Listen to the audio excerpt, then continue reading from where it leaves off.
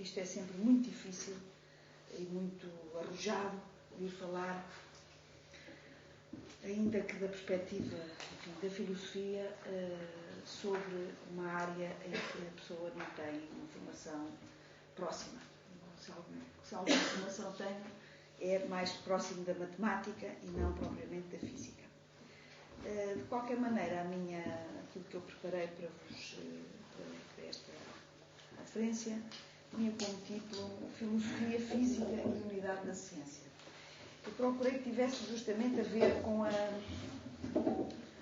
relação filosofia-física e não vir simplesmente falar de um tema que me é caro, que é o tema da unidade da ciência. Sobre esse eu poderia estar mais à vontade. E procurei ir ao encontro, portanto, é um pouco isso que eu vou fazer.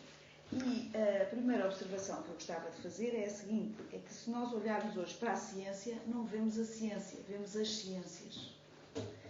E nem sequer vemos a floresta, vemos as árvores. Nem sequer vemos as árvores, vemos as folhas das árvores.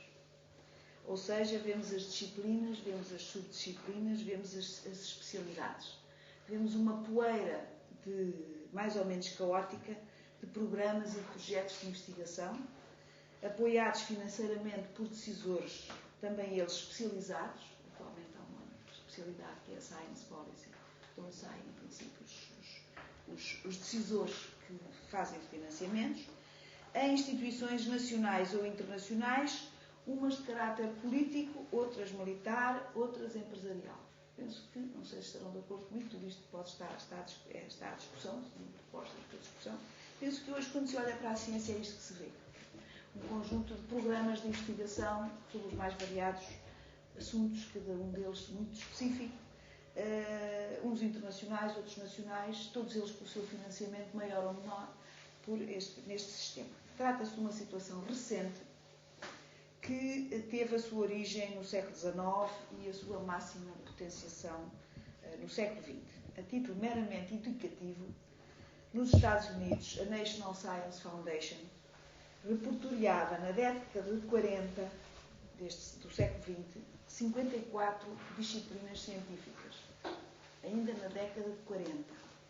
Em 54 dava conta só na física, e eu fui só ver a física porque tinha falado para vós, de 74 especialidades, só na física. E em 69 também só na física de 154. A partir da década de 80, as especialidades passam a contar-se aos milhares.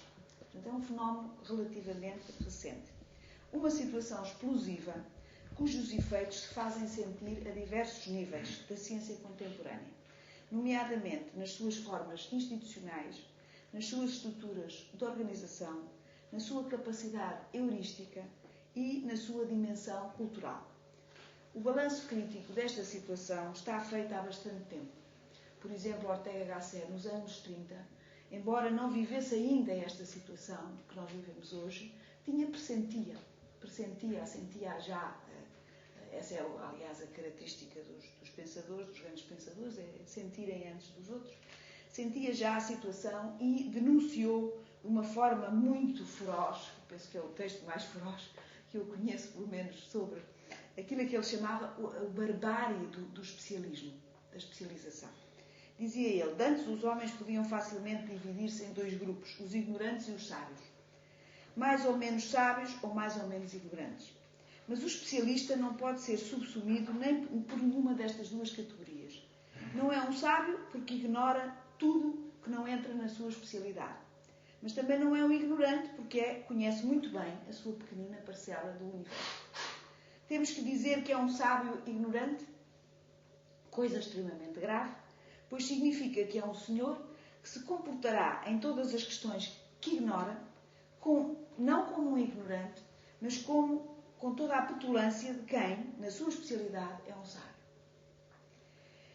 30 anos depois, Lord Snow, um livro celebérrimo, não é, aquele ensaio sobre as duas culturas,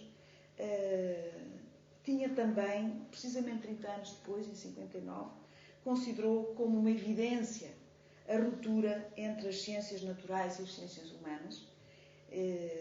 Frases como esta, os cientistas nunca leram uma obra de Shakespeare e os homens da literatura, dos literatores de cultura humanística, não conhecem a segunda lei da termodinâmica. trata-se de constatar uma situação, de facto, que caracteriza a nossa situação presente da ciência e que é um pouco esta. Os próprios homens de ciência não se trataram apenas, portanto, nestes dois casos, tanto no Ortega Gasset como no Lord Snow, são figuras um pouco exteriores à construção da ciência, mas, por exemplo, homens da própria ciência dão-se conta exatamente do mesmo fenómeno. Por exemplo, Oppenheimer escreve em 55: hoje não são só os nossos reis que não sabem matemática, mas também os nossos filósofos que não sabem matemática. E para ir um pouco mais longe, são também os nossos matemáticos que não sabem matemática. Cada um deles conhece apenas um ramo do assunto e escutam-se uns aos outros com respeito simplesmente formal e fraternal. O que temos em comum são os simples meios pelos quais aprendemos a trabalhar e a viver em conjunto. Além disso, desenvolveram-se as disciplinas como os dedos da mão, unidas na origem, mas já sem contacto algum. Portanto, também ele, reconhecendo esta situação, que noutros momentos considera que se traduz num grande empobrecimento cultural e heurístico, esta situação que parece ser aquela que caracteriza a situação atual da ciência. A questão é esta, é que a especialização é a condição necessária para o progresso da ciência e progresso esse que tem trazido extraordinárias conquistas, que é indiscutível e que eu não quero de modo algum pôr em causa. Seria um absurdo, disparate. Não é isso que está em causa. O que está em causa é que a especialização, embora produza todas essas, esteja na raiz ou na origem de enormes progressos que são indiscutíveis e de um valor imenso para a vida da humanidade e para o conhecimento do mundo, simultaneamente ela altera a própria natureza da atividade científica. As ciências especializadas deixam de ter o mundo como seu objeto de estudo e de investigação. Para as disciplinas particulares e para as especialidades, a própria ideia de mundo deixa de ser útil. Elas podem virar as costas à totalidade e, com esse movimento, entrar alegremente no reino da positividade prática, procurar performances eficientes, ainda que fragmentárias. Numa palavra, a especialização tem como efeito paralelo o compromisso da ciência com uma razão instrumental que reduz essa ciência ao cálculo das entidades quantificáveis e ao abandono das tentativas de explicação do mundo e, portanto, também ao abandono da ideia de unidade. Thomas Kuhn, por exemplo, nos anos 60, um filósofo da ciência que toda a gente conhece, num livro muito célebre, A Estrutura das Revoluções Científicas, publicado em 62, tornava estridente este diagnóstico ao defender a sua famosa tese do fechamento da verdade no interior do paradigma. Quer dizer, a partir do que ele diagnosticava, em última análise, era que, recusando a possibilidade de os paradigmas se sucederem uns aos outros de forma crítica, discutindo o novo paradigma, aquilo que tinha sido aprovado ou aceito no paradigma anterior e procurando nesse movimento de discussão e de confronto de pontos de vista ir conquistando perspectivas cada vez mais alargadas da inteligibilidade, recusando esta perspectiva, ele fechava a verdade no interior do paradigma, reduzia cada teoria científica e, portanto, cada disciplina a um determinado ponto de vista a partir do qual as coisas se passavam de determinada maneira, mas se eu adotasse outro ponto de vista ao lado, passassem de outra maneira. Tudo dependia do lugar em que nós estávamos e não havia, e isto é uma tese forte da tese das posições de Kuhn, não havia uma ideia, deixou de haver, fazer sentido falar de uma continuidade dos paradigmas ou de uma sua conjugação de esforços no sentido de um acréscimo de inteligibilidade. Essa é qualquer coisa que a epistemologia de Kuhn anula completamente. Claro que ele não é o único epistemólogo, há muitas outras filosofias da ciência, ele teve um impacto muito grande, mas, por exemplo, homens como Popper, etc., não concordam com esta forma de ver a ciência, mas ele faz este diagnóstico que vem ao encontro de todos estes fenómenos que eu tenho estado, enfim, a tentar apontar. A nível menos ligado à filosofia da ciência, mas também ligado à filosofia da ciência, no chamado debate sobre a pós-modernidade, que, como sabem, polarizou comunidade filosófica dos anos 70 e 80 do século XX, esta concepção cínica, eu diria cínica, ou cética, e aqui as duas palavras, embora bem diferentes, quase que se equivalem, é considerada como uma base importante para perceber a nossa atualidade.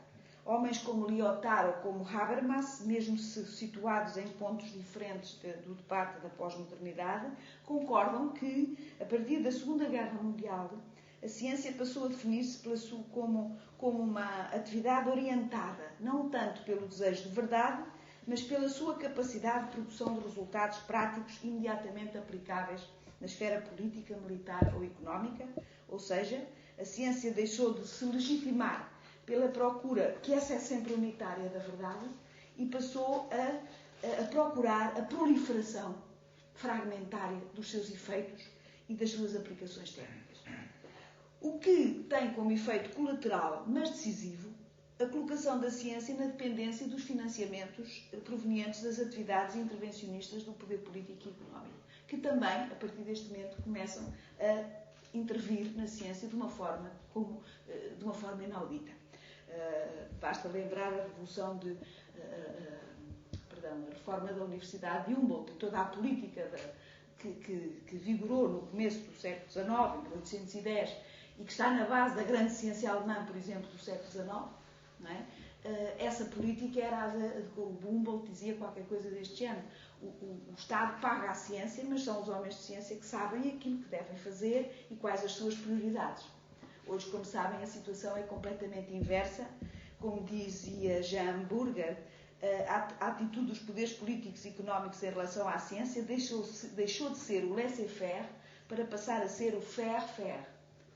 Portanto, uma atitude de uma intervenção muito, muito feroz. Por outras palavras, hoje tudo parece, e eu sublinho a palavra parece indicar que é a ausência de unidade que caracteriza a atividade científica.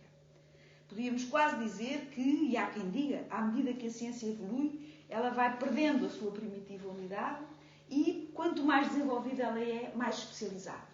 E, portanto, quanto mais especializada, menos interessada nas explicações da verdade, menos interessada em compreender, mais interessada nas suas aplicações práticas. Eu digo parece porque, e é esta a hipótese que eu aqui gostava de defender, penso que a unidade da ciência não pode ser banida tão facilmente do discurso e da atividade científica como aparentemente pode parecer. É certo que existe um efeito de superfície, mas eu diria que é um efeito de superfície que nos pode levar a declarar a morte da unidade da ciência, assim como nos levou, porventura depressa demais, a declarar a morte de Deus, ou a morte da arte, ou a morte das ideologias, ou a morte da filosofia, ou mesmo a morte da história. Fukuyama, como sabem, publicou um livro elaborado em que defendia que a história tinha acabado. Ora bem, mas eu penso que a unidade da ciência é uma força pertinaz, uma tendência que percorre toda a história da ciência, sempre em tensão e constante alternância com a tendência contrária à especialização. A ciência é feita de ambas as forças, e não apenas de uma força para a especialização, de ambos os ingredientes. E embora a especialização seja mais fácil de ver, mais aparente, hoje em dia muito mais aparente, isso não significa que a tendência à unidade não esteja lá, como sempre esteve, a produzir silenciosamente os seus efeitos. É verdade que a especialização favorece a delimitação precisa do objeto de investigação. É verdade que ela permite o rigor, justamente porque delimita o objeto, permite uma metodologia muito mais rigorosa e uma profundidade de análise muito maior. Que ela reduz o número das metodologias e torna necessárias e das técnicas necessárias à investigação numa determinada área. É verdade que ela torna mais fácil, por exemplo, o conhecimento da bibliografia. É impossível dominar a bibliografia da matemática ou da física, não é? Portanto, há que centrar sobre um determinado domínio e isso a especialização torna isso muito mais fácil. Inclusivamente restringe a própria extensão da comunidade científica. e facilita, portanto, a melhor comunicação entre os investigadores que estão a trabalhar não sobre a física, obviamente, mas sobre uma determinada área dentro da física, que depois já se podem conhecer, já podem ter os seus colóquios, já podem estabelecer as suas relações de trabalho internacionais e nacionais. No entanto, a unidade da ciência, portanto, digamos que a especialização é vital para o desenvolvimento da ciência. No entanto, a unidade da ciência corresponde ao projeto compreensivo que está na raiz de toda a ciência. Prigogine e Stengers escreveram uma passagem que eu vou ler, que me parece muito interessante. Dizem eles: algumas pessoas procuram reduzir toda a ciência a uma simples pesquisa de relações gerais, permitindo prever e dominar os fenómenos. Mas esta concepção adulta e desencantada da racionalidade nunca foi capaz de calar a convicção em que se enraiza a paixão dos físicos. A sua pesquisa visa compreender o mundo e tornar inteligível o devir da natureza, e não simplesmente descrever a maneira como ela se comporta. Quer isto dizer que é este esforço de compreensão que, desde a sua origem, orienta a atividade científica, que é ele que está na raiz da vontade de saber, que explica o esforço que leva as sucessivas gerações de cientistas a dedicarem o seu trabalho, a sua vida a uma atividade e tão exigente como é a atividade científica. Todo este esforço não se poderia explicar por simples vontade de obter efeitos. Teria que corresponder a uma curiosidade, como diria Aristóteles, como qualidade fundamental do humano, que quer perceber e que quer compreender o mundo em que vive e a si próprio como elemento desse mundo. Penso que a unidade da ciência permite também compreender que o progresso do conhecimento e a descoberta científica não se dá, na maior parte dos casos, pela especialização crescente. Os grandes sábios criadores, os grandes sábios criadores, por exemplo, Gauss, Lobachevsky, Riemann, Poincaré, Becquerel, Curie, Rutherford, Pasteur, Max Planck, Bohr, Einstein, não eram especialistas. Eram homens que, pelo contrário, tiveram todos uma formação extremamente rica, variada e, diríamos nós hoje, pluridisciplinar, para usar uma palavra.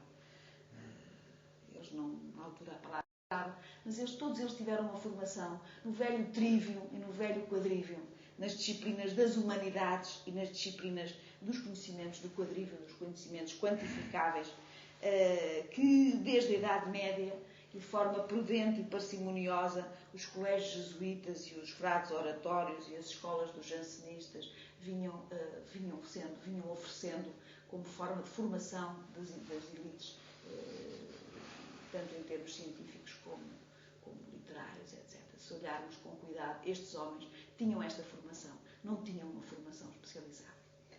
Há que olhar para o lado para ver outras coisas, ocultas a um observador rigidamente disciplinar. Por outras palavras, eu penso que a invenção, a descoberta do novo, supõe um olhar transversal. Não sou eu que penso, muita gente que pensa, só estou simplesmente aqui a ser porta-voz desta maneira de olhar para a ciência que identifica como uma das causas mais profundas da capacidade de invenção e que é fundamental, que é decisiva para o progresso do conhecimento, justamente a capacidade de transversalmente olhar para domínios que aparentemente estavam afastados e que justamente a invenção, a nova descoberta vai aglomerar, vai aproximar de formas muitas vezes surpreendentes. Ora, o que é que está na raiz dessa racionalidade transversal? Qual é o fundamento dessa capacidade de fertilização heurística de umas disciplinas pelas outras? É exatamente isso que se chama unidade da ciência. Assim se compreende que, após um período em que ela possa parecer estar ultrapassada, ela apareça outra vez. E apareça tal e qual como ela é, ou seja, tal e qual como ela sempre foi. Como uma manifestação que liga de uma racionalidade transversal, como vos dizia, que liga as diferentes disciplinas. Em que é que eu me baseio para dizer que isto hoje está a acontecer? Ou seja, eu estou também aqui a dizer o seguinte, que este momento de potenciação máxima da especialização, a tal que foi denunciada pelo Ortega Gasset, pelo Oppenheimer, por tantos outros, pelo Wiener, por exemplo, não li, mas há passagens do Wiener terríveis sobre a especialização. Esse momento da especialização, que teve o seu máximo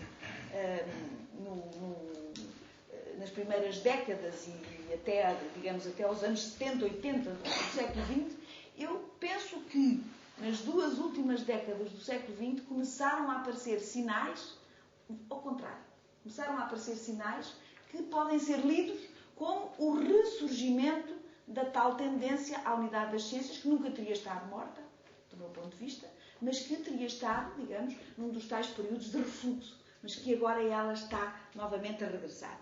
E então ia indicar um conjunto de sinais que me parecem que podem ser interpretados neste sentido. O primeiro é justamente o aparecimento, a emergência de novos tipos de arranjos disciplinares resultantes da reorganização interna da cartografia dos saberes. Disciplinas híbridas, por exemplo, construídas na fronteira de 2 disciplinas tradicionais, como, por exemplo, o caso da bioquímica ou da biofísica, ou da geofísica ou da biomatemática.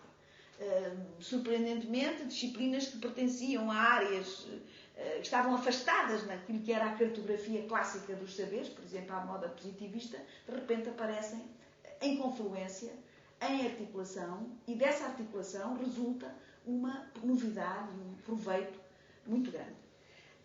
O primeiro, já dei alguns exemplos, isto faz-se sentir não só nas ciências da natureza, como também nas ciências sociais e humanas, por exemplo, a psicolinguística, a psicossociologia, etc.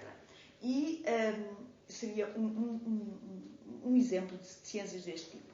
Depois, um outro tipo de ciências também muito surpreendente é o caso das chamadas interdisciplinas, que são disciplinas em que se estabelece uma confluência não agora entre 2 disciplinas de fronteira, mas entre a área científica e a área, por exemplo, industrial, ou a área da gestão, ou a área da organização. O primeiro exemplo, talvez o mais conhecido, é o da Operational Research, não é? Que teve o seu desenvolvimento no esforço de guerra e que depois a seguir se institucionalizou imediatamente como disciplina. A Inglaterra nos anos 60 e depois, por exemplo, em Portugal, agora, acho que só agora é que começa a haver as primeiras licenciaturas. Outro exemplo é o da engenharia genética. Mais uma vez aqui, não são propriamente 2 disciplinas como a biofísica ou como a bioquímica, são uma área de engenharia com uma área de biologia, que é a genética. Portanto, é outro tipo. Mas também é um tipo de cruzamento e também é um tipo de aproximação. O terceiro tipo são as chamadas interciências. Não agora interdisciplinas, mas interciências. Estas construídas na confluência não de 2, mas de muitas ciências. De tal maneira que muitas vezes é difícil deslindar no patchwork que as constitui aquelas que são mais importantes. Provavelmente não há propriamente mais importantes. Vou dar já um exemplo que toda a gente perceberá, por exemplo, o que se passa com as ciências cognitivas. Quais são as ciências mais importantes das ciências cognitivas? É a psicologia, é a linguística, é a teoria é a inteligência artificial. Se a gente olhar, os teóricos desta área falam da galáxia das ciências cognitivas. Falam de um conjunto muito amplo de ciências que vivem de forma descentrada, assimétrica, mas que se reúnem em torno de um problema comum, que neste caso é a cognição.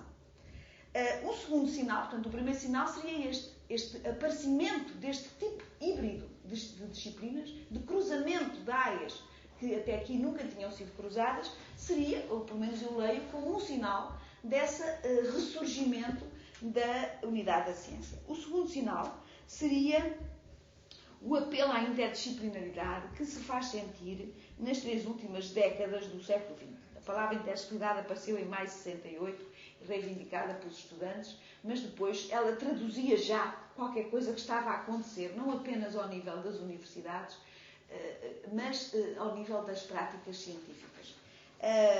Não estou a falar das práticas superficiais e vazias que muitas vezes passam por este nome. E aqui é importante fazer esta distinção. Se reclamam de interdisciplinaridade, mas que na verdade não são mais muitas vezes do que uma fuga aos rigores e às exigências de um saber sério E, portanto, é muito mais fácil cultivar uma generalidade vazia em que não se chega a ver. Não estou a falar disso. Estou a falar de um apelo e de uma condição quase necessária ao progresso especializado e à criatividade dos seus investigadores. Refiro-me não apenas, por exemplo, refiro-me a novos tipos de práticas de investigação científica que são claramente interdisciplinares. Por exemplo, hoje os centros de investigação são quase todos interdisciplinares. Na FCT, quem tem centros ou quem pertence a centros, sabe que é um dos critérios. Se o centro é interdisciplinar, se o projeto é interdisciplinar, eles até contam isso como um critério suplementar. Alguma coisa há debaixo desta palavra, não nas suas utilizações banais e vazias, mas na sua utilização séria, alguma coisa há que traduz, de facto, um esforço da ciência contemporânea, que é no sentido de perceber que as diversas metodologias, que as diversas disciplinas, que os diversos conceitos podem emigrar de uma disciplina para outra e podem produzir efeitos tanto ao nível dos conceitos como das metodologias. Por exemplo, então a gente conhece o célebre caso da terminologia, da noção de código, que era uma noção gerada na linguística, não é? Que foi transposta para a biologia, para a genética, com uma utilidade extraordinária, porque os geneticistas estavam a mãos com uma série de fenómenos para os quais não tinham uma conceptologia adequada e perceberam que a noção de código gerada na compreensão do que é uma língua permitia perfeitamente interpretar e compreender os fenómenos da genética e da transmissão genética, não é? Da hereditariedade. Ora bem, essas práticas eu organizo-as em 4 grupos, não quero amassar-vos muito, mas enfim, umas dizem respeito justamente à importação de conceitos de uma disciplina para outra disciplina. Podíamos falar mesmo de migração de conceitos, que é um exemplo dessas práticas. Acabei de dar. Há um conceito de uma disciplina importadora que é recebido de uma disciplina exportadora que é recebido pela importadora, que faz dele uma utilização importante. Outras seriam práticas de convergência, não propriamente transferir um conceito ou uma metodologia de uma disciplina para outra, mas associar várias disciplinas no estudo de um problema específico. Outras têm a ver com, por exemplo, aquilo que eu chamo as práticas de descentração, que têm a ver com, por exemplo, a tentativa de pensar e de investigar e trabalhar sobre problemas novos, que o próprio trabalho de cruzamento faz surgir. Por exemplo, o problema do ambiente. É um problema novo. No século XVII não se punha. Claro que o problema do ambiente também já ele é resultante do próprio progresso científico, não é? Porque os problemas do ambiente, em grande parte, foram produto do desenvolvimento tecnológico que tem na sua raiz o desenvolvimento científico. Mas a verdade é que tomar o problema do ambiente, e a ciência da ecologia é isso, como objeto de estudo, é à partida aceitar um campo onde não é uma disciplina que vai atacar o problema, porque esse problema se revela imediatamente um problema indisciplinado ou indisciplinar e transdisciplinar, que supõe a colaboração de várias disciplinas. Por exemplo, outros tipos de problemas, como, por exemplo, o clima ou a sismologia, são problemas que, pela sua magnitude, pelo envolvimento gigantesco de dados recolha de dados, por exemplo, que também exigem cooperação, não só internacional, como também multidisciplinar. Acabámos de ter as questões da sismologia, da previsão dos sismos, etc. E nós sabemos como isso envolve uma série de disciplinas. Este problema não era um problema que pudesse ser tratado no interior apenas de uma disciplina. Portanto, são problemas que a própria atividade interdisciplinar faz nascer. Um terceiro sinal, portanto, aqui estaria um segundo sinal. Um terceiro sinal seria aquele que tem a ver com as importantes experiências que em todo o mundo, e a partir da década de 70, estão a desenvolver-se no sentido de tornar a formação universitária, escolar e, sobretudo, universitária, mais flexível, mais pluridisciplinar e não tão funilar como nós estávamos habituados a pensar que seria a grande solução. O crescente número de programas interdepartamentais, o crescente número de doutoramentos e mestrados interdisciplinares e interdepartamentais, aí está a prová-lo. Pela Europa fora se faz muito este tipo de trabalho, que é a criação por exemplo, de doutoramentos com redes de grupos de pessoas pertencentes a diversas disciplinas. Seria um outro nível, digamos, este já não relativo à construção do conhecimento científico, mas relativo à sua preparação, através da preparação daqueles que no futuro vão ser os cientistas. Curiosamente, digamos que estes sinais se fazem sentir na atividade científica, naquilo que a prepara, que seria a universidade e a escola, e também naquilo que se segue. Ou, por exemplo, na área da indústria, na área da gestão, na área da produção técnica e tecnológica, cada vez mais se caminha para a implementação de metodologias interdisciplinares que cooperam na concepção, na planificação e na produção de produtos avançados e que não são feitos por especialistas, são feitos por equipas de várias áreas disciplinares. Finalmente, fora da ciência, agora não já nem nas práticas de construção do conhecimento novo, nem na formação dos novos cientistas, nem nas aplicações da ciência, nas aplicações técnicas, mas sim naquilo que é o exterior, o fora da ciência, nós assistimos também a fenómenos, agora já não epistemológicos, mas civilizacionais, onde mais uma vez a palavra, por exemplo, integração, tem um papel muito importante. Os fenómenos de integração europeia, de integração política, de integração económica, a construção de mercados integrados, por exemplo, na América Latina, etc. Como que há uma movimentação geral das nossas sociedades no sentido não da fragmentação, mas cá estão, eles são sempre os dois, estão sempre balançados. Mas neste momento, estes movimentos, por exemplo, de integração, são muito fortes. Têm, por exemplo, a ver com a questão das novas tecnologias de comunicação, que são também um vetor muito forte desta integração. Ou seja, se isto faz algum sentido, e é preciso que faça, não está aprovado que faça, é uma sugestão que eu estou aqui assim a lançar, se isto faz sentido, quer dizer que estaríamos perante um conjunto de sinais que indicaria que a unidade da ciência é qualquer coisa que é mais do que um ideal antiquado ou que uma ideia ultrapassada. É qualquer coisa que lateja no interior e à volta e por dentro e antes e depois da própria atividade científica. De alguma maneira, eu até me atreveria a dizer que a unidade da ciência, enquanto mecanismo de integração e unificação, quase que se poderia dizer que coincide com a própria ciência. Porque, em última análise, o que é uma ciência senão uma soma? Uma ciência nunca é uma soma de leis e de resultados. Nunca é avulsos, uma acumulação de conhecimentos. O que é uma ciência senão uma unidade que supõe um sistema?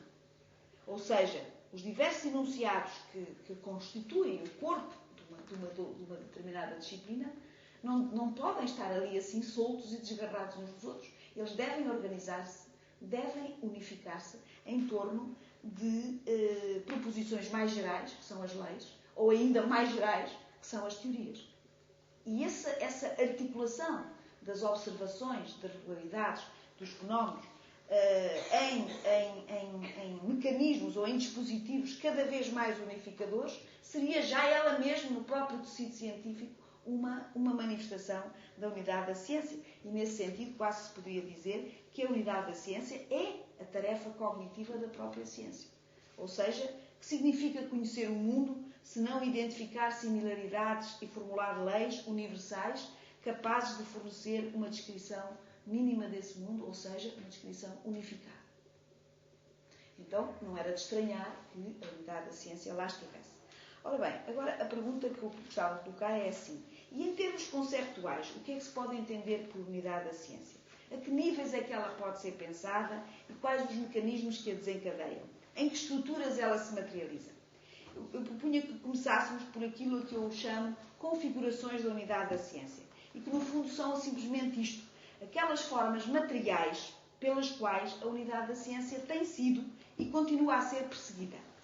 Estruturas, incorporações culturais, práticas concretas, por vezes humildes, outras vezes monumentais, que cada qual, na sua área de intervenção, institui favorece, promove a coordenação das diferentes disciplinas e dos diferentes saberes. Refiro-me à biblioteca, ao museu, à escola, à República dos Sábios e à enciclopédia.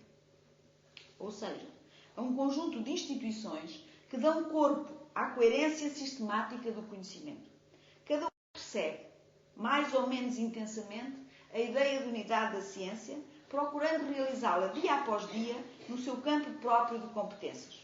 E só o seu trabalho continuado e silencioso permite evitar a completa dispersão de conhecimentos que resultaria da ausência destes dispositivos de integração.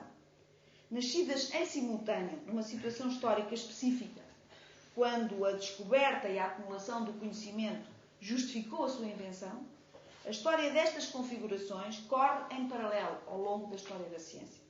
Todas respondem aos movimentos da história da ciência e, ao mesmo tempo, cada uma delas tem a sua própria história. Sabemos que os gregos, no século V, inventaram a escola no momento em que inventaram a ciência. Não seria possível inventar uma sem outra. Poderia pensar-se, mas como é que primeiro é a ciência? Porque na escola ensina-se aquilo que a ciência, entretanto, descobriu. Mas, por outro lado, também podemos pensar ao contrário e pensar, se não tivesse havido a possibilidade de instituir práticas discursivas, por exemplo, de discussão, de racionalização, de argumentação, provavelmente não teria havido sequer ciência. E, nesse caso, essas práticas discursivas, de racionalização, de argumentação, seriam objeto da escola. Agora, é verdade também que mal a escola nasce imediatamente a biblioteca. O Aristóteles dispõe imediatamente os seus livros particulares. É a primeira biblioteca escolar. É a biblioteca do próprio Aristóteles. No liceu, dispôs os seus livros para que os alunos os pudessem consultar.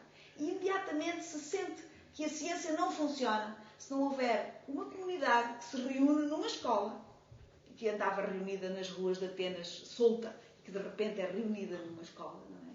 E que tem objetos de estudo, que são os livros, e que ouve os mais velhos através do mecanismo discursivo, que é o mecanismo da escola, que os prepara para, como diria o monge medieval, para se colocarem aos ombros dos gigantes, por não começarem do princípio, mas simplesmente começarem daquilo que já estava conquistado antes.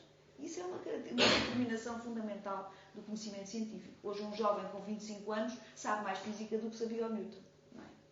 Faz o seu doutoramento aos 27, aos 30, sabe de certeza mais física do que sabia o Newton. Não porque seja mais inteligente do que o Newton, mas porque tem a possibilidade, justamente, nesses tais 25 ou 27 ou 30 anos, de, através de um sistema que é o sistema da escola, chamemos de escola em letra grande, porque nela temos que incluir a universidade, etc., através desse mecanismo dispositivo que a humanidade inventou, aqui no século V, quando inventou a ciência, tem a possibilidade de, durante esses 25 anos, tendem a aumentar. Por isso é que nós agora temos os docs, os pós-docs, etc., porque tendem a aumentar, porque a ciência é cada vez mais difícil. Não é? Mas temos essa possibilidade de, em 25 anos, pôr um jovem aos ombros agora já não é do Newton, do Einstein, não é? Ou do Niels Bohr, quer dizer.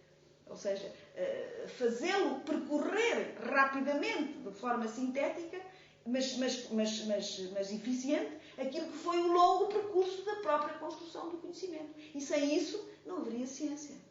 Porque as gerações seguintes não estariam capazes de avançar no conhecimento. Para que elas possam avançar, têm que se colocar, como dizia o monge medieval, aos ombros dos gigantes. E quem faz esse trabalho é a escola, é a universidade, etc.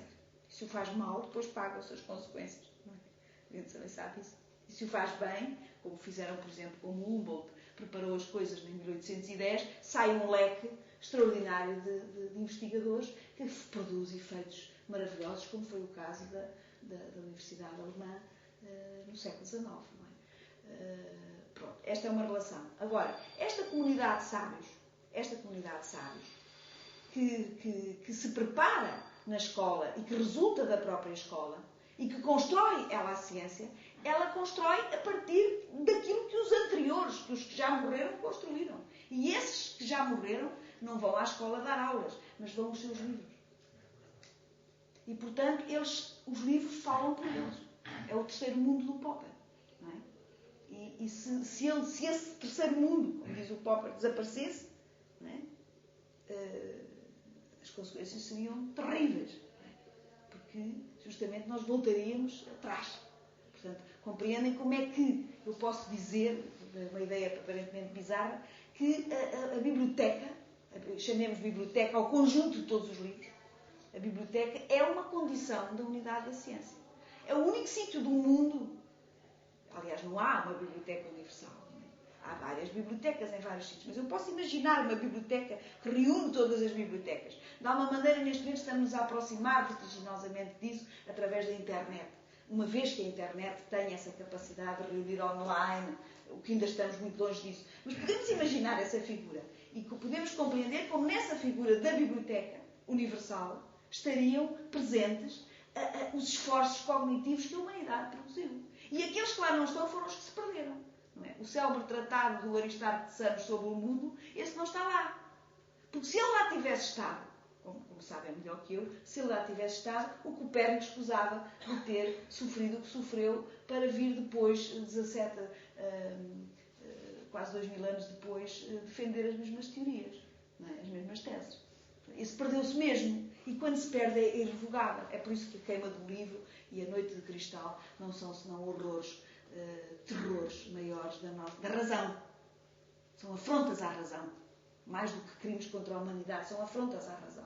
Bom, isto para vos dizer que eu penso que estas figuras, agora a propósito da enciclopédia, é que essa tal biblioteca universal, imagine, tornar-se-ia rapidamente uma instituição de horror se não houvesse uma ordem.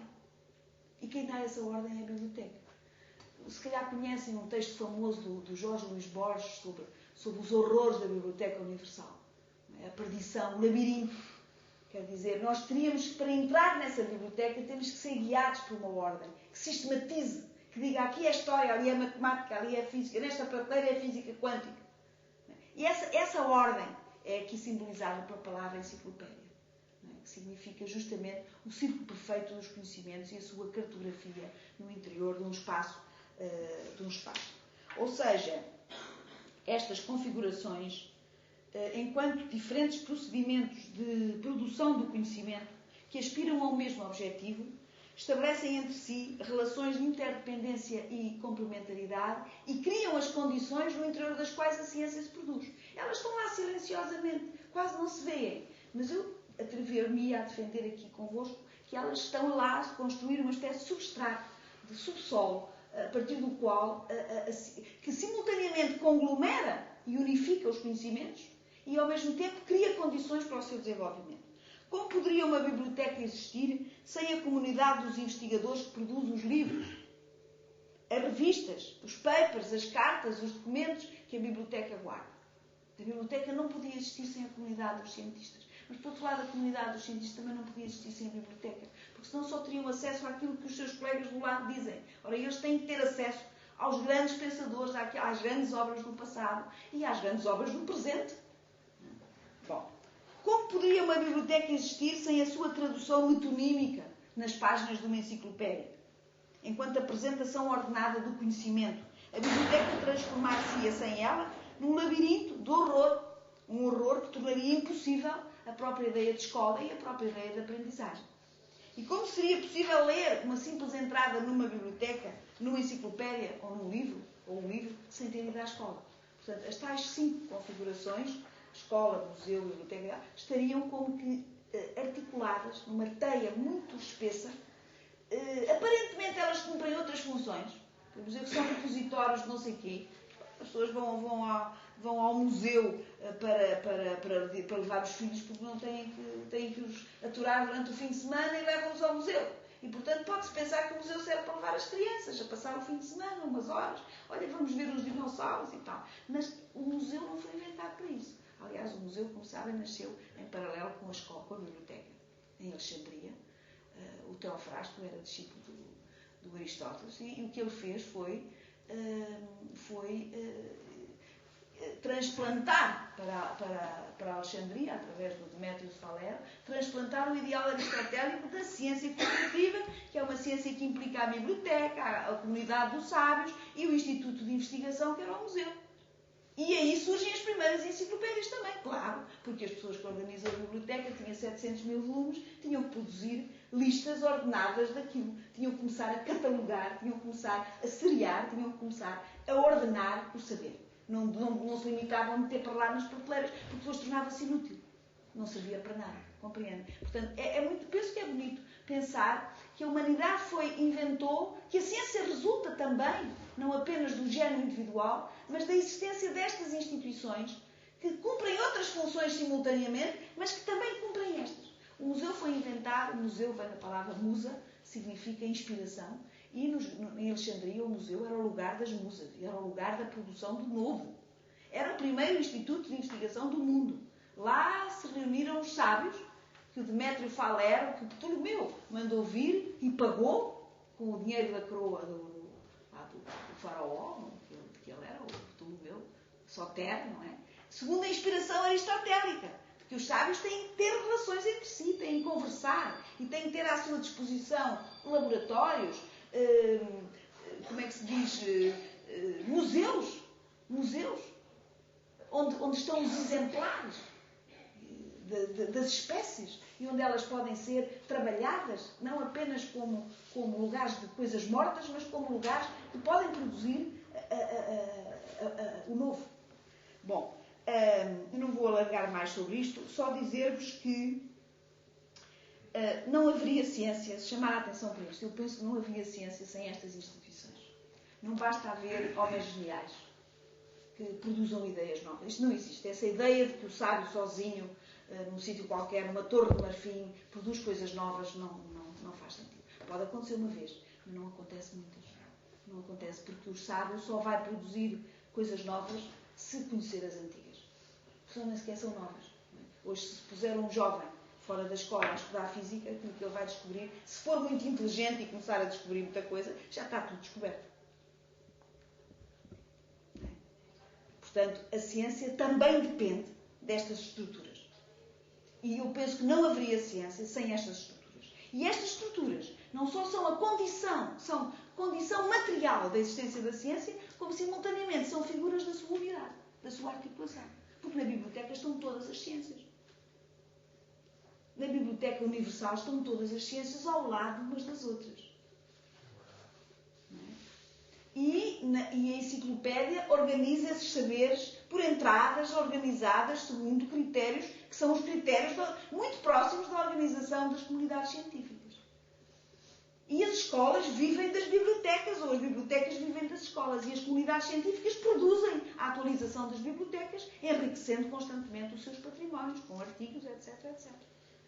Mas esses têm que ser seriados, indexados, classificados, porque senão os outros em cascos de rolha nunca mais vão encontrá-los, nem nunca mais vão poder utilizá-los de uma forma produtiva. Portanto, estas 5 figuras são condição material da ciência, do meu ponto de vista, são estruturas de unificação e são simultaneamente estruturas que vivem umas com as outras, que estão interdependentes umas com as outras. Não faz sentido pensar a biblioteca sem a comunidade dos sábios. Quem é que escrevia os livros? Mas também não faz sentido pensar a comunidade dos sábios sem a biblioteca. Bom, eu já disse algumas coisas, isto dá pano para mangas, podemos depois, se houver oportunidade e vontade, falar um bocadinho mais sobre isto. Agora, relativamente aos programas, porque isto são as condições materiais. Agora, outra coisa são os programas de unidade da ciência. Como é que ao longo da história da humanidade, e eu, obviamente, numa conferência destas não posso referir-me a isso, como é que ao longo da história das ciências, por exemplo, se pensou a possibilidade da unificação das ciências? É que houve vários momentos em que isso foi teorizado, em que foi pensado. E os filósofos fizeram isso. Os filósofos e os cientistas fizeram isso. Começaram a pensar como é que seria possível unificar, articular. E portanto, desenvolveram programas que tinham por objetivo uma espécie de antecipação, que eram atos de antecipação metodológica, pelos quais se procurava promover, desenvolver, constituir ou, pelo menos, facilitar o processo histórico de unificação das ciências. É impossível traçar, mesmo que sumariamente, o esboço desta história. Eu irei apenas referir 2 momentos. O momento fundador da ciência moderna, no século XVII, em que surgem dois grandes modelos, logo à cabeça. Por acaso já são a reposição de modelos clássicos que os gregos também inventaram, Platão e Aristóteles, mas que vão surgir depois outra vez no século XVII de uma forma muito forte e muito ligados à questão da ciência. Eu estou a pensar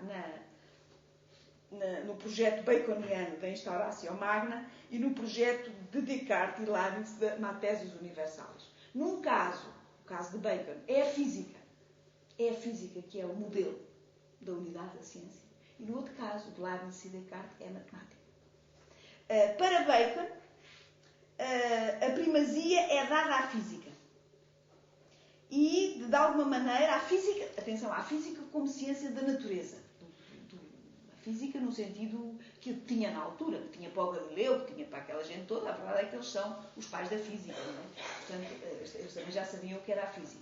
Mas é um sentido muito amplo. De qualquer das maneiras, para o Bacon, a Instauratio Magna é uma espécie de declaração proclamatória da ciência moderna e da futura descoberta que daí para a frente se vai fazer, leia-se exploração, no caso do Bacon é posta quase nesses termos, do mundo natural e humano. Não há luz natural a apoiar a viagem que o Bacon inicia. Aliás, é muito interessante. A Instauratio Magna começa com uma imagem muito bonita de uma caravela que vai partir. Ele tem consciência que a ciência é essa aventura que vai ser lançada ao mar, que vai ser desencadeada, mas não há já luz divina que apoie essa caravela. E essa caravela serve-se apenas, como diz Bacon, da frágil luz dos sentidos. Ele quer dizer da experiência. Não é? E essa caravela vai iniciar uma viagem que se define pelas seguintes características. Primeiro é uma tarefa coletiva, cuja unidade é resultante de uma pluralidade de determinações. Primeiro, tem um objeto comum, que é o mundo que a ciência deve justamente espelhar, deve ser capaz de espelhar. O mundo na sua totalidade. E quando o Bacon pensa no mundo, está mesmo a pensar no planeta Terra, porque para ele era isso que era fundamental. Depois, uma comum finalidade hedonista, ou seja, a felicidade do género humano. É muito claro a este respeito. Vamos fazer ciência para promover a felicidade do género humano. Terceiro, uma estrutura organizativa comum, que ele depois descreve num outro livro do tópico, que é a Nova Atlântica, não é? Em que ele imagina como é que os sábios da ilha de Ben Salem deveriam estar organizados, não é? E deveriam cooperar uns com os outros, etc. Portanto, uma estrutura cooperativa, uma estrutura de articulação unitária da comunidade científica.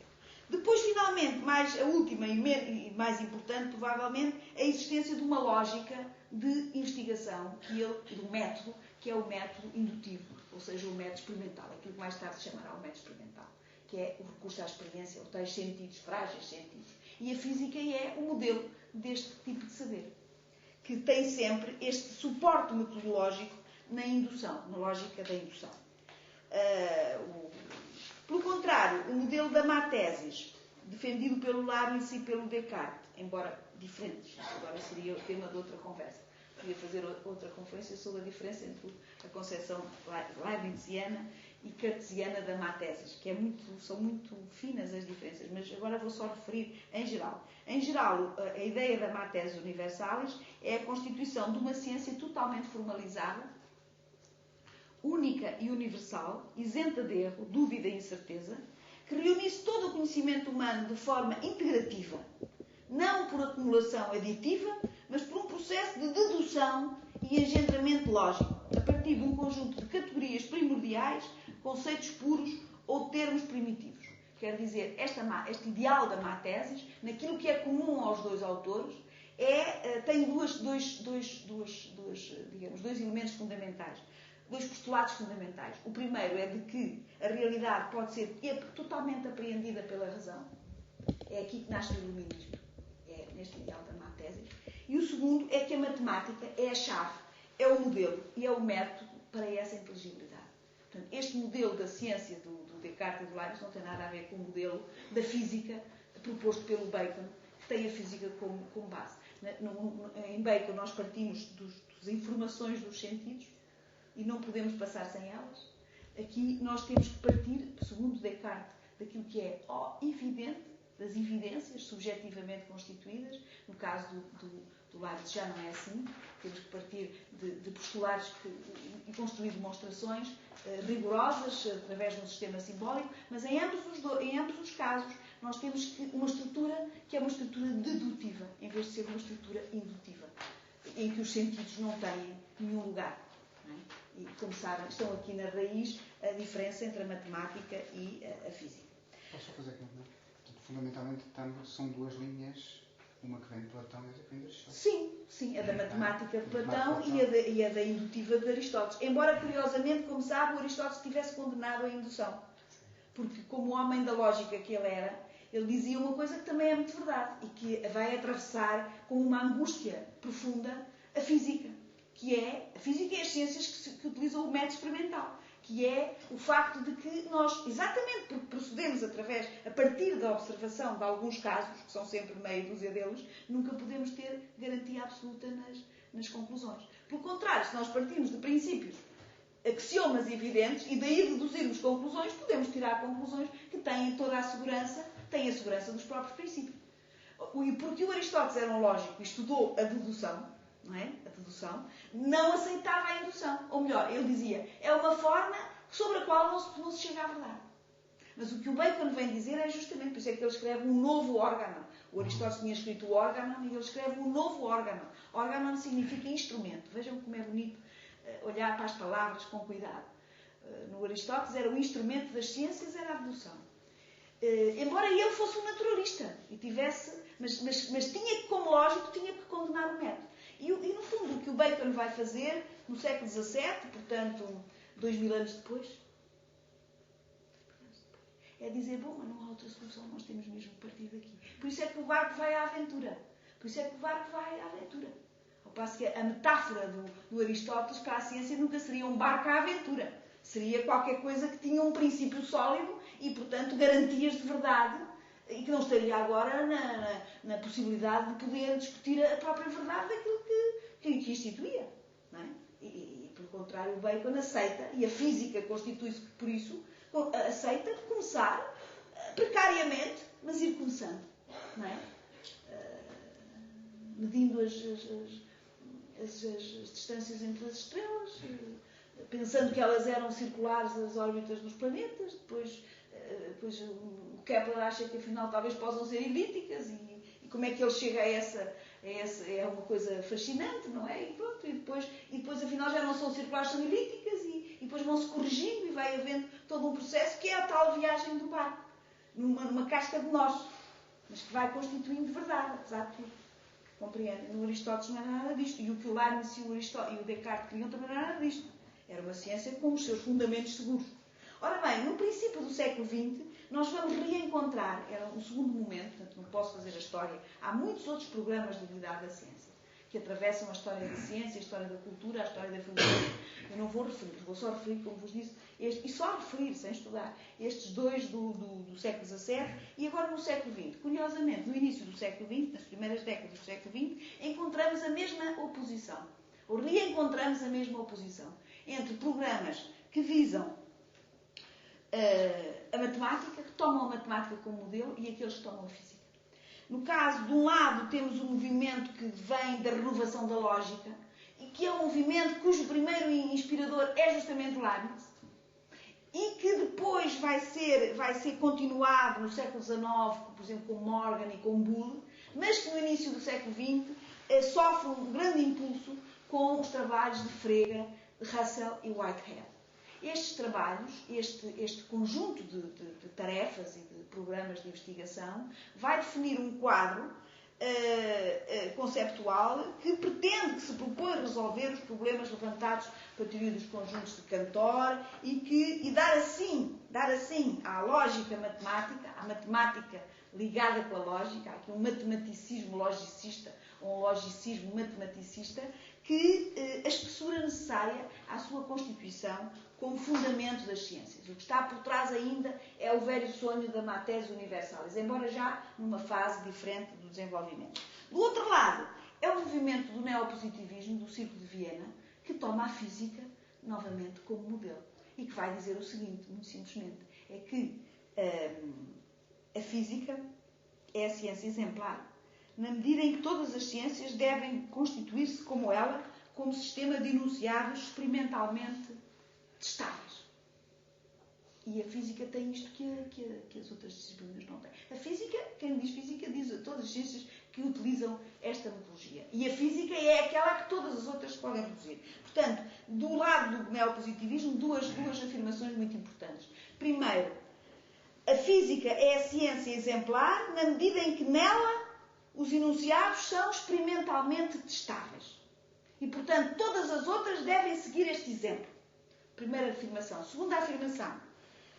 Todos os acontecimentos de qualquer ciência devem poder, todas as leis, todas as proposições, devem poder ser, em última análise, redutíveis à física. E é o célebre reducionismo, ou fisicalismo reducionista. Portanto, por um lado, nós temos o verificacionismo como propriedade da física elevada aqui à categoria de princípio fundamental, e do outro lado temos o reducionismo. A unidade da ciência adquire, então, a envergadura ou a dimensão de um verdadeiro movimento. O neopositivismo é mais do que uma teoria filosófica, ou de filosofia das ciências, ou de epistemologia. É um verdadeiro movimento. Eles fizeram congressos, eles fizeram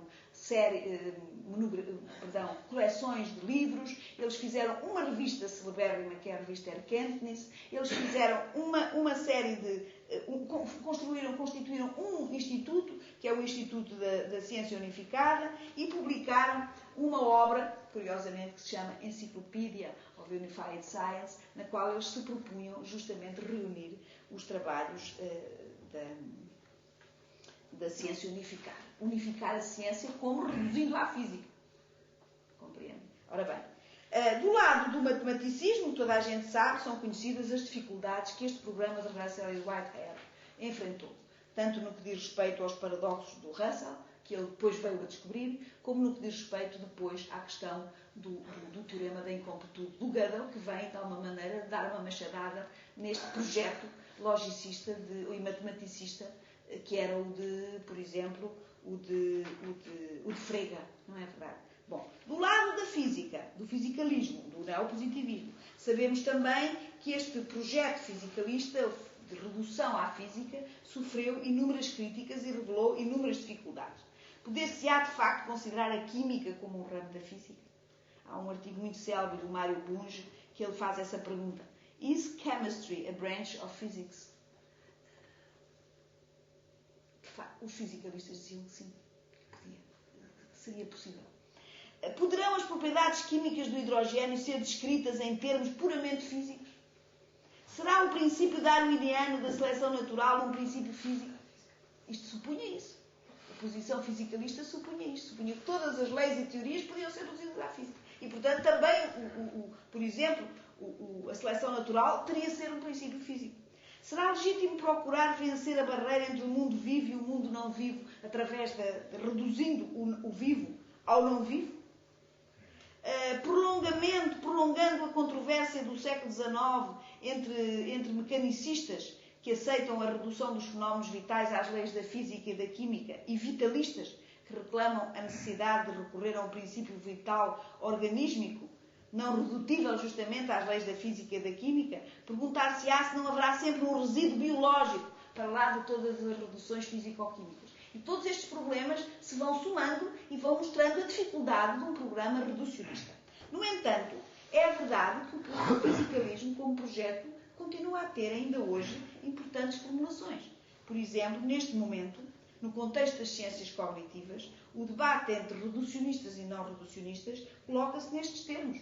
Serão os processos mentais redutíveis a processos neuronais e, portanto, em última análise, fisiológicos, bioquímicos, químicos e, em última análise, físicos? Sim ou não? E como sabem, temos quem diga que sim. O nosso Damásio, não é? O nosso Damásio diz que sim.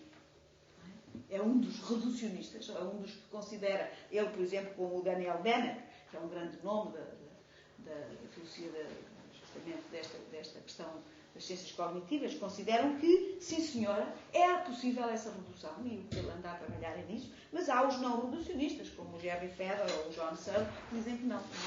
não vai ser possível reduzir. Portanto, cá está novamente a questão. Como explicar, portanto, o que isto daqui resulta é que a física pode ser tomada, a física e a matemática, pode ser tomada como uma proximidade, pode ser vista na sua proximidade ao ideal da unidade da ciência. Se a matemática pode ser um modelo exemplar da constituição de uma matésis ou de um matematicismo à moda do Russell, com todos os problemas que ele derivou, no fundo, hoje, o que é mais credível ainda acaba por ser o projeto do fisicalismo. De tomar não a matemática, mas a física. E de imaginar que, de facto, será possível, inclusivamente, reduzir os processos mentais a fenómenos bioquímicos, neuronais, etc., e uma análise física. E a questão é atual, não estou a falar de ontem, estou a falar de hoje, daquilo que se está a passar nos grandes laboratórios e nos grandes centros de investigação que estão dedicados a estas questões. Como explicar esta proximidade da física ao ideal da unidade da ciência?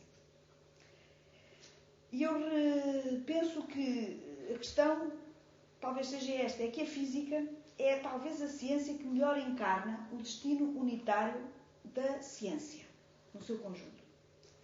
Enquanto compreensão do mundo, se nós pensarmos que a ciência tem como objeto, a ciência, com letra grande, a tal que já hoje não existe, só existem as ciências, a ciência tem como objeto a compreensão do mundo, podemos dizer isto assim. Isto é, o que é que isto seria este mundo? Isto é, tudo aquilo que está face ao homem, que é o seu objeto. Objeto é uma palavra muito bonita, vem do latim objectare. Ob significa à frente de, ejectare significa colocar, pôr. Portanto, o objeto é aquilo que está posto à minha frente. E o que está posto à frente da física é o mundo. Mas eu pergunto, e não será que aquilo que está posto à frente de todas as ciências é sempre, em limite, o próprio mundo? Talvez isso explicasse este destino, esta proximidade mais fundamental entre a física e a unidade da ciência. Claro que neste mundo também está o homem, mas o homem é um habitante do mundo. E o próprio estudo do homem nunca poderá ser separado da sua casa, do seu lar, da sua pátria, que é justamente esse mundo. É curioso que o Prigogine Stengers, naquela frase que eu vos há bocadinho li, já não se lembram, em que eles dizem que esta concepção adulta e desencantada da racionalidade nunca pôde calar a convicção que enraiza a paixão dos físicos. A sua pesquisa visa compreender o mundo. E é curioso isto porque nem o Prigogine nem a Stengers são físicos. Ele é químico, é o Prémio Nobel da Química, e ela é epistemóloga. Portanto, curiosamente, foge-lhes aqui a palavra, é como se tivessem tido um lapsus linguae e põem físicos. Porquê é que eles põem físicos? Não, é um pormenor, estou aqui agora a fazer um dribbling de... Mas é curioso que não são dois indivíduos quaisquer, não é um Prémio Nobel que utiliza a palavra físico. Ele que é um químico. Porque, de alguma maneira, talvez se esteja a dar conta desta proximidade fundamental entre o destino da física, como ciência do mundo, e o destino da ciência, como sempre ciência do mundo. Mesmo que seja ciência humana, é do homem no mundo e é do homem na sua casa, que é o mundo, e, portanto, o mundo está sempre lá como horizonte final de compreensão. Assim se compreende, por exemplo, que os primeiros filósofos, aqueles que todas as histórias da filosofia consideram como os primeiros filósofos, tenham sido justamente os físicos. Os fisiocratas, os fisiólogos, como se diz, os militanos, não é? Os Tales e o Anaximandro. E porquê é que eles são os primeiros filósofos? Porque são também simultaneamente os primeiros físicos. Porquê é que iam de ser os primeiros filósofos os primeiros físicos? Talvez porque a filosofia e a física tenham esse destino comum. É que a filosofia também tem como destino a compreensão daquilo que é. E aquilo que é, em última análise, é o mundo. Assim se compreende que os grandes sábios do século XVII e XVIII fossem simultaneamente físicos e filósofos, como não, Leonardo da Vinci, Galileu, Kepler, Descartes, Leibniz, Newton, todos eles faziam filosofia natural, que era o nome da física. E esta proximidade é indicativa, talvez, se faz sentido isto que eu estou para aqui a dizer, é indicativa desta proximidade. Assim se compreende que a física seja a ciência onde se produziram os casos mais fortes de unificação. Ou seja, que na física tenha havido ao longo dos séculos um esforço imenso no sentido de trazer cada vez mais fenómenos para o âmbito de um conjunto limitado de leis, um punhado de leis, da articulação das leis umas às outras para formar grandes teorias e mesmo da procura de uma teoria unitária de que aquelas fossem a manifestação. É o caso da unificação das leis da gravitação de Newton, pela teoria da gravitação de Newton, das leis da queda dos graus, do Galileu e das leis dos movimentos dos planetas de Kepler. É o caso da unificação pelo eletromagnetismo de Maxwell, das leis da eletricidade e do magnetismo do Faraday e do Ampère. Enfim, há inúmeros casos na história da física. É também, talvez, ainda sob forma diferente, o caso da unificação operada por Einstein entre os conceitos de espaço e tempo, massa e energia. Também se podem ver nesta perspectiva. Significativamente, em 1965, em Paris, reuniu-se um congresso que tinha um colóquio internacional que tinha por objetivo comemorar os 10 anos da morte de Einstein e os 50 anos da teoria da relatividade generalizada, em 65. E esse congresso tinha por tema a unidade da ciência.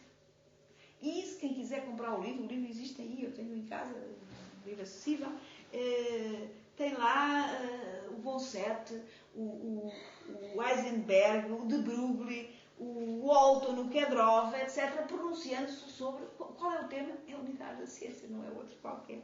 Assim se compreende que hoje o ideal de unificação se mantenha como um objetivo reclamado, sobretudo pelos físicos. Depois de todas as rupturas de que a física foi alvo no nosso século, nomeadamente as que separam a relatividade da mecânica quântica, é significativo que a física não tenha abandonado a sua aspiração unificadora e que, pelo contrário, utilizando designações cada vez mais superlativas, não é, as continue nessa linha de investigação. Refiro-me, obviamente, à GUT, à grande teoria, à teoria da grande unificação, ou à teoria unificada completa, ou à teoria final, ou à teoria do tudo. E reparem na desmesura destas mesmas designações. A própria desmesura das designações, umas sucedendo-se às outras, já não há mais superlativos para acrescentar, daria conta, se faz sentido isto que eu estou para aqui a dizer, daria conta de que a física é essa ciência que, de alguma maneira, simboliza a ciência no seu conjunto, enquanto procura de uma verdade total, de uma verdade, de uma unidade completa, de uma lei, de uma fórmula que pudesse dizer isto. Eu fui à página da National Science Foundation e entrei na física e cá está, na página inicial, tem 4 tópicos fundamentais: New Quantum Revolution, a física da vida e da mente, que é justamente aquele reducionismo que há bocadinho vimos, a física do universo e The Quest for the Ultimate Unity. E nesta página que eu abri, The Quest for the Ultimate Unity, cá está. The quest to understand that unity is one of the defining challenges of physics. Quer dizer, apesar das rupturas, que são rupturas que a física não estava habituada, porque a física foi a última ciência a ser abalada por essa ruptura paradigmática. A física viveu sempre numa grande unidade, não é? O Laplace, como sabe, dizia ao Napoleão, isto, sabe, tudo mais ou menos, agora só nos faltam aqui uns pormenores, já temos as chaves dos problemas, não é?